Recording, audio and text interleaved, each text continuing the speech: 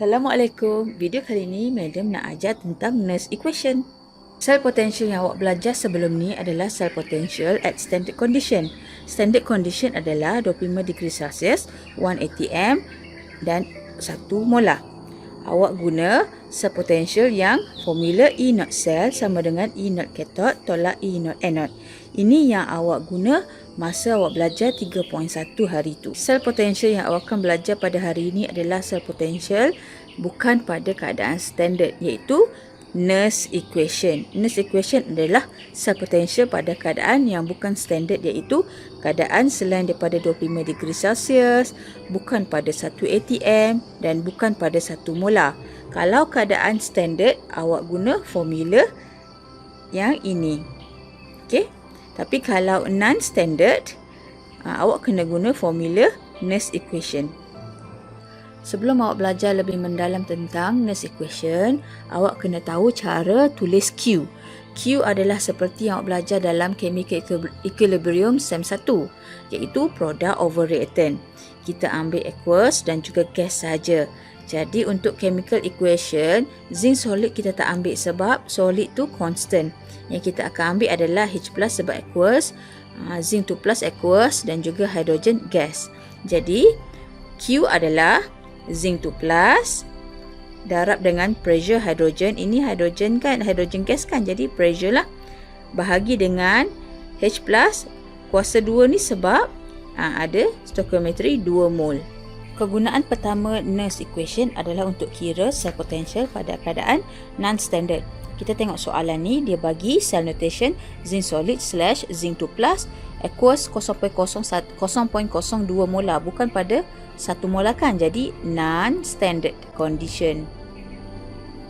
/ copper 2+ aqueous 0.4 molar pun bukan pada keadaan non-standard / copper solid. So menggunakan cell notation ni, awak kena tahu A, B, C iaitu anode bridge cathode, di mana zinc adalah anode, copper adalah cathode. Kenapa kita kena tahu yang mana satu anode, yang mana satu cathode? Sebab step pertama awak kena kira E0 cell, iaitu formula E0 cell sama juga dengan E0 cathode tolak E0 anode. Masukkan nilai standard cell potential copper dan juga zinc ke dalam formula standard E0 cell. Jadi awak akan dapat nilai volt standard adalah 1.1 volt.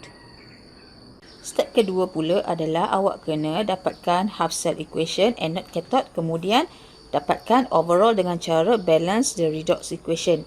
Kita tahu daripada cell notation ini adalah anode, / bridge, salt bridge, dan selepas itu adalah cathode. Jadi half cell equation anode dan cathode adalah begini.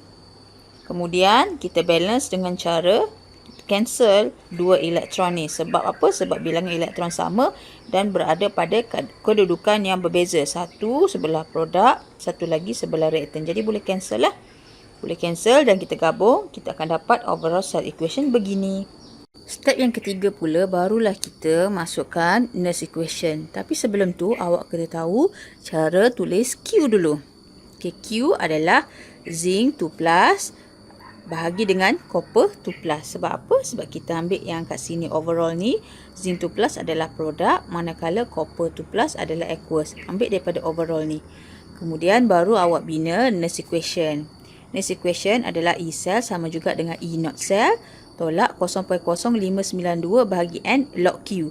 Log Q ni, inilah log Q. N ni adalah bilangan elektron, iaitu 2 elektron. E0 cell ambil daripada sini. Okey, daripada step 1. Jadi awak masukkan, awak ganti je nilai, awak akan dapat begini. Kemudian tekan-tekan kalkulator. Final answer awak adalah 1.14 volt. Okey, pastikan yang ini bahagi dulu 0.02 bahagi 0.4, baru awak log answer tersebut. Kegunaan kedua Nernst equation adalah untuk kira concentration ataupun pressure pada keadaan non-standard. Okey, awak pause video ni, dapatkan step 1 dan step 2 dulu. Okey, ini adalah jawapan step 1 dan step 2. Untuk step 3, awak kena cari Q dulu. Q adalah zinc 2+ bahagi dengan nickel 2+. zinc 2 plus tu ke atas sebab zinc 2 plus adalah produk bahagi dengan nikel 2 plus reaktan. Kita tak ambil nikel solid dengan zinc solid sebab solid adalah constant. Jadi tak masuk dalam nilai Q. Kemudian awak masukkan semua nilai ke dalam Nernst equation. E naught cell ada kat sini. Okay, N tu adalah bilangan elektron yang kita pakai 2 elektron. Q ambil di sini dan nilai Q zinc dia bagi dalam cell notation 0.1 molar. Kita nak cari concentration untuk nikel dan tekan-tekan kalkulator dapatlah begini. Kegunaan yang ketiga Nernst equation adalah untuk dapatkan K. K adalah equilibrium constant. Equilibrium constant tu boleh dikira apabila E cell bersamaan dengan kosong, iaitu bateri dah habis, dead battery.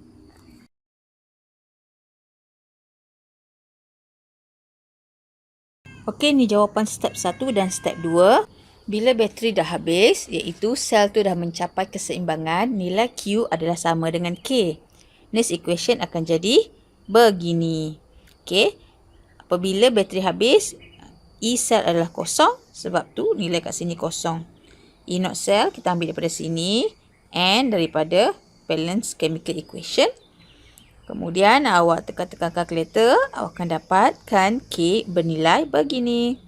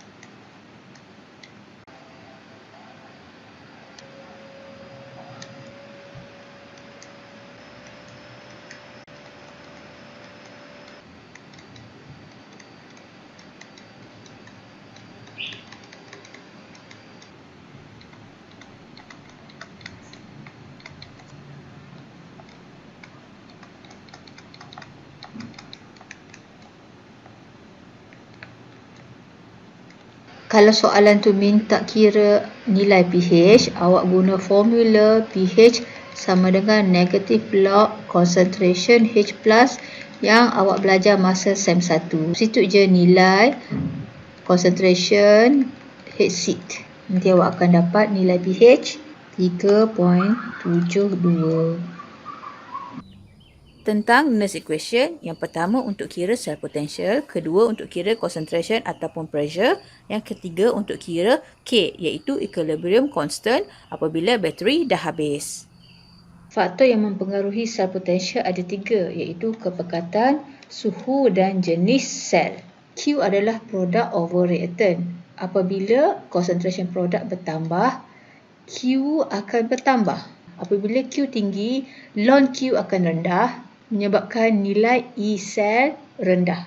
Bagi faktor temperature pula, apabila temperature bertambah, nilai E cell pun akan bertambah. Okey, E cell dengan temperature ni directly proportional. Sebab apa? Sebab temperature ni tidak dipengaruhi oleh ln Q. Begitulah sebaliknya, kalau temperature berkurang, rendah, sejuk, nilai E cell pun akan berkurang. Untuk type of half cell, nilai E cell bergantung kepada jenis anode dan cathode. Anode yang kat bawah iaitu paling negatif, nilai E naught cell akan bertambah menyebabkan E cell meningkat. Kalau kita guna cathode yang lebih positif iaitu kedudukan yang lebih atas, E naught cell besar. E cell akan bertambah. Nilai E cell bergantung kepada nilai Q, temperature dan juga half cell.